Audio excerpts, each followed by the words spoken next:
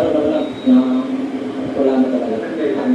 Tapos tingnan yung bata mo, okay naman yung bata mo. Nababahala ang Mobility Advocacy Group ng Out Mobility sa insidente. One of the core pillars of the Philippine Road Safety Action Plan 2023-2028 is the creation of safer roads, particularly for pedestrians and other vulnerable road users.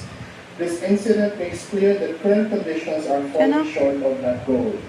Nananawagan din ang grupo na nagpasugin ang mga engineering at road design standards kung saan isinasaalang-alang din ang Sa Barangay West Camias, nandito mismo sa daanan ng tao sa pedestrian lane. At sa langit po ng uwang ito, kasya yung kamay ko dito. At syempre, posible rin magkasya dyan yung paa ng maliit na bata o di naman kaya yung gulong ng bisikleta. At bukod sa safety concern, mapapansin niyo po, nagkakasya rin, pumapasok din po yung basura dito.